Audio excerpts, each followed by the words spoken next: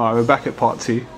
Alright, so another thing that really impressed me when I used to come to a yard back in the day, bruv, you used to make beats on An Atari. On Atari, bruv, yeah. But that's not really impressive though. That is impressive, bruv, but because there's mans people out there. No, but there's people out there, bruv. I can't make tunes until I got a proper studio. I can't do this until this. I can't. But you never really came up with the excuses. You got your tights or whatever you did. You stretched it on the hanger. You put it in front of the mic. Oh yeah, you remember those days? Yeah. Whatever you did, you know what I mean? Yes. You get me? Yes. And you had your keyboard and your Atari there. Do you know what it was? Yeah, like the garage days. A lot of producers made music on an Atari. Them two made music on an Atari. Yeah. It was just the era I was born. Do you know what it is? Yeah, I think a lot of people sometimes look down at UK dance music, but that's our scene. Yeah. That's what we strive in. That's what people are most successful in. Yeah. Like electro, you know, the different urban dance musics that's come out, like garage, you know, jungle, acid. Like, we've always been successful in it. So obviously the ingenuity within that is going to be pretty high. Do you see what I'm saying? Yeah. Because a lot of other producers want to do hip hop and R&B, and they've already gone through their small stage and blown and done. I've never been the type to follow the Americans. I always loved dance music. That's why I call myself a dance act. So to you it might be like ingenuitive, but to me it was normal. You see what I'm saying? I was impressed, bro. I was impressed. Like, it was inspirational because you come out with a banger and you got bangers on there still to this day that people ain't heard. Like, I remember even Why. That's a banging track, brother.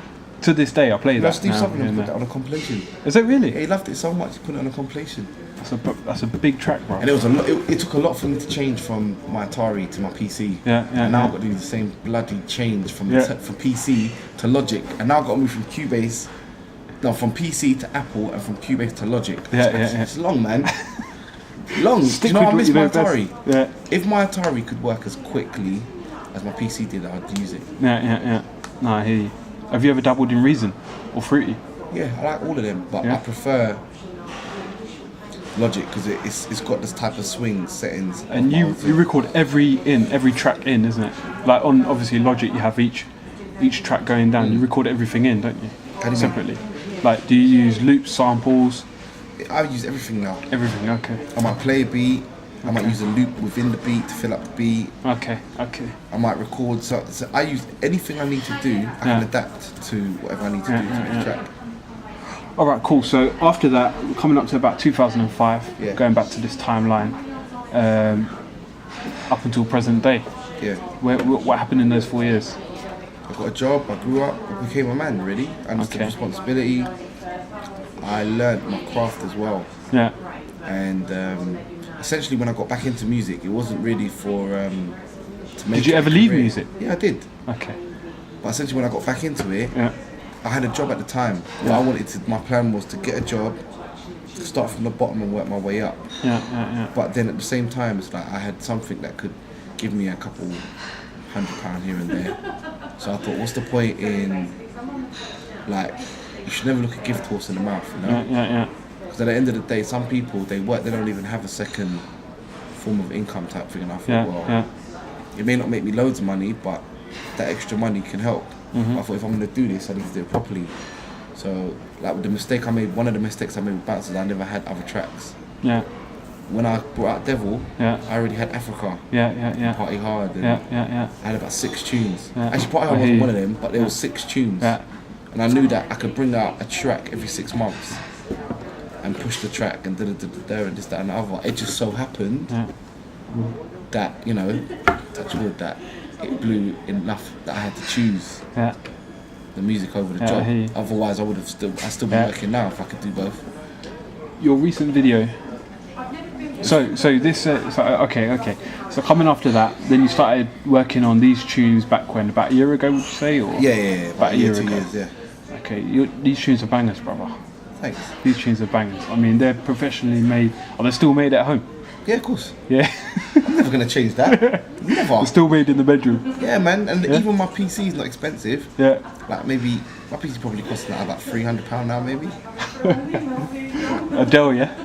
Nah, I get it all made, mate. I tell ya. Is it? Oh, Yeah. right, okay. 150 for the labour, and then the rest of it, like because you know, PC parts, the price, everything goes down every 6 months, innit? Yeah. And I've had my PC for like 5 years. Okay. So it's upgrades. Yeah, I mean, what I spent for it still wasn't that much. Yeah. But obviously now it's going to be a lot less. So your recent video has basically put you on the map. The devil. Yeah. Okay. That's played like every time I turn around. It's on MTV. It's here, there, it's everywhere. Okay. It looks like a high budget video as well. Yeah. It My is, team, you know. Yeah.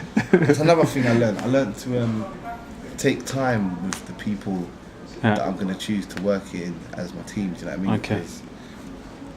Because with previous situations before, a lot of people, like we said earlier on, like to talk a good game. But do you feel that this video this time round has made you more stable and sort of a much more stronger foundation in this industry than Bounce?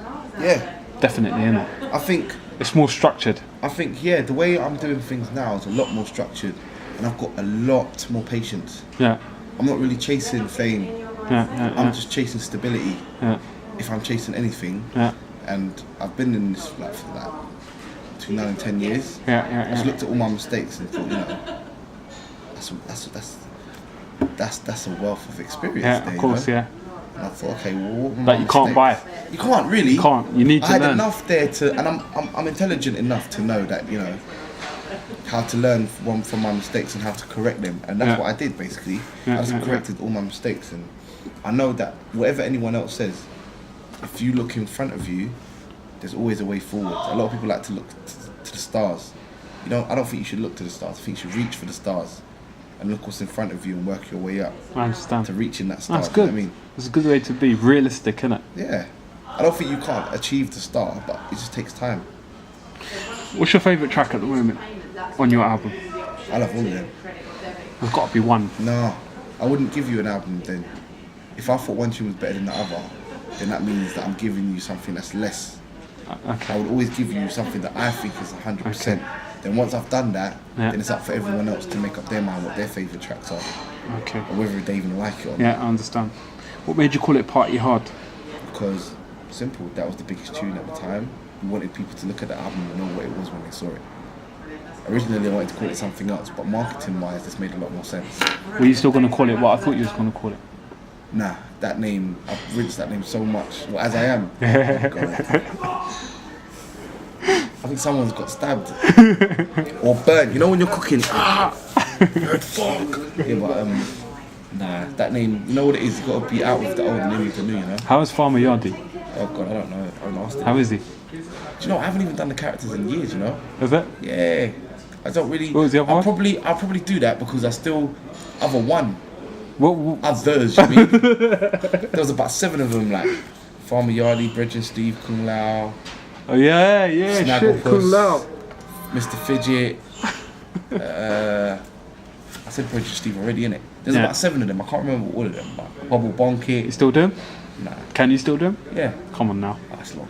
I've got a cold. I can't even do it. I cannot do it. But what I will say is that I still, for some reason, I still create new characters. So once I get myself in a situation where I'm 100% stable, then I'll bring out those kind of aspects of my creativity. Are you going to go back to that? Yeah. Yeah, definitely. Why not? Yeah. But I'll probably do it in a way that makes sense this time instead of just because back then I just did everything like. Yeah. No one could really put me on something. I was so like, oh, he does this and he does that and he's this MC and he's that MC and it was just too much. Whereas now I'm like, shh. And once this is running by itself, then I can go, okay, let me start this from the beginning then. So. All right, your album's out now. Party Hard. I'm gonna wrap this up. We've got 45 seconds. Oh. Give me a quick. Look, if you like African Warrior, Devil and Do This and Party Hard, go and get my album Party Hard. It's not a long thing yet. It's out right now. You can get it on UK record shops and any other shops. But right now, you need to know about UK record shop. Make sure you go get that because I'm gonna be bringing out other stuff on Party Hard, the album. Please. And the video's out soon. Yeah, the video is out soon. So. And I'm in the video, all up in my face, right in the front. AJ's always in the video. He tries to take my spot. All right, cheers, bro. Thanks for your time.